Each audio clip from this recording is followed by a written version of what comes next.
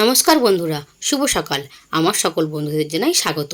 আশা করি আপনারা সকলেই ভালো আছেন, সুস্থ আছেন। আমিও ভালো আছি, আমার পরিবারের সকলেই ভালো আছে, সুস্থ আছে। সকালবেলা টিফিন দিয়ে ব্লগটা শুরু করলাম। রুটি, সন্দেশ আর কলা। টিফিন খাওয়ার পর ঘন্টাখানেক মতো দোকানে ছিলাম।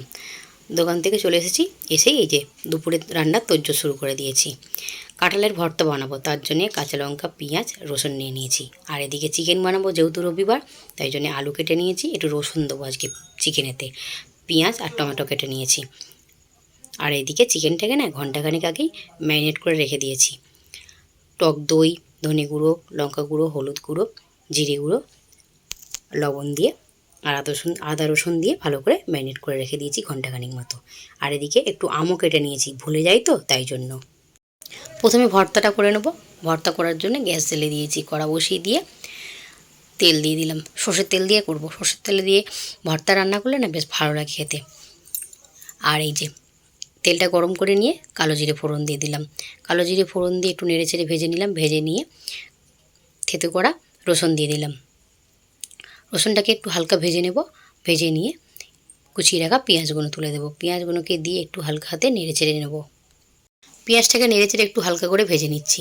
ভেজে নেওয়ার পর এর মধ্যে কাঁঠাল দানাটাকে আমি বেটে রেখেছিলাম, এর মধ্যে কাঁচা লঙ্কাও দিয়ে দিয়েছি বেশি করে।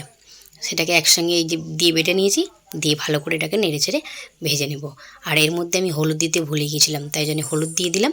হলুদ দিয়ে আবারও এটাকে নেড়ে চেড়ে ভেজে নেব। আর গ্যাসের ফ্লেমটাকে লো করে এটাকে আমি 10 মিনিট ধরে ভাজতে থাকবো।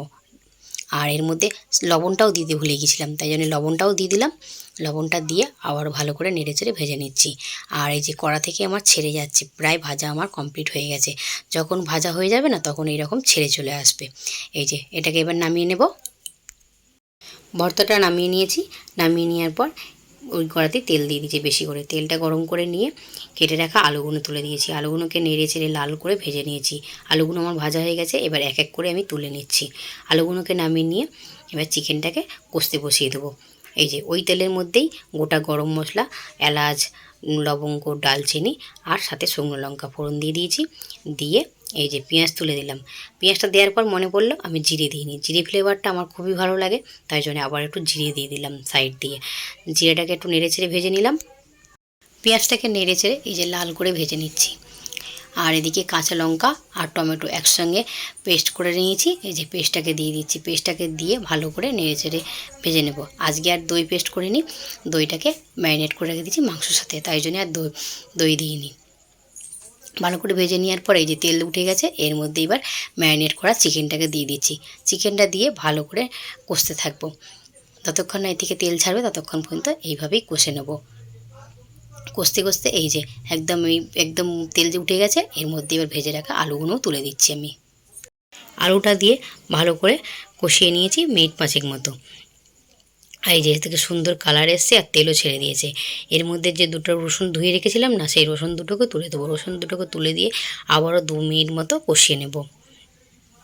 আর আজকে চিকেনটা একটু ঝোল বেশি করব, মানে বেশি ঝোল করব না, মাঝামাঝি রাখবো, একদম কষা কষা করব না। যেহেতু ডাল করে নিই, বাবু আর মামের ভাতটা তো মাখতে হবে, তাই জন্যে একটু মানে ঝোল ঝোল মতো রাখবো। আর এই যে বাটিটাতে ম্যারিনেট করেছিলাম, সেই বাটিটা ধুয়ে এই যে জল দিয়ে দিলাম।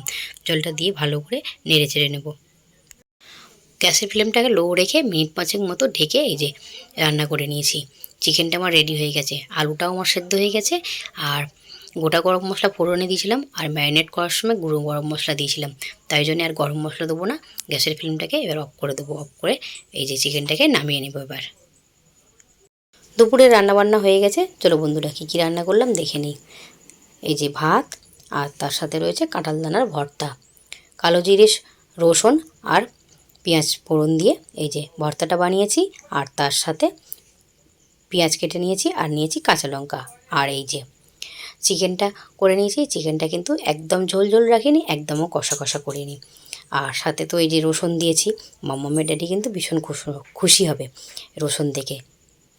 সাথে এই যে একটু আম্মু কেটে নিয়েছি। এখন ঘড়িতে সন্ধ্যে 6টা মতো আরে বাজে।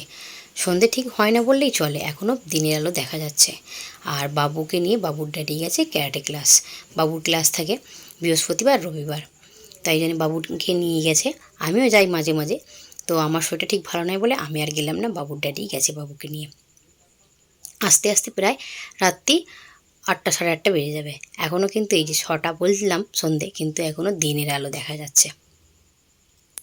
ওরা আস্তে আস্তে প্রায় সাড়ে 8টা মতো আরে বেজে যাবে। ততক্ষণ পর্যন্ত দোকানের ডিউটিটা কিন্তু আমারই রইল। মাম রয়েছে বাড়িতে, ও এখন ঘুমাচ্ছে। এখন ঘড়িতে 9টা মতো আরে বাজে। এই যে মাম্মামের ড্যাডি চলে এসেছে, আর মাম কিন্তু ভীষণ খুশি। খুশি হওয়ার কারণটা জানো কি? মাম্মামের ড্যাডি আসতেই ব্যাগ চেক করছে। এই যে কেলে আনতে হবে, কেলে এনেছে কিনা। ও কদিন ধরে সমানে বলে যাচ্ছে, ড্যাডি একটু কেলে এনে দিও আমাকে, আমি হাতের কাজ করব। ক্লেটা পেয়ে ভীষণই খুশি হয়ে গেছে ও। আর এই যে প্রতিটা দেখাচ্ছে খুলে খুলে আপনাদের সঙ্গে শেয়ার করছে কী কী দিয়েছে। এর মধ্যে 3টে স্টিক দিয়েছে ওই কাজ করার জন্য, আর সাথে এই যে 10-12টা মতো ক্লে দিয়েছে।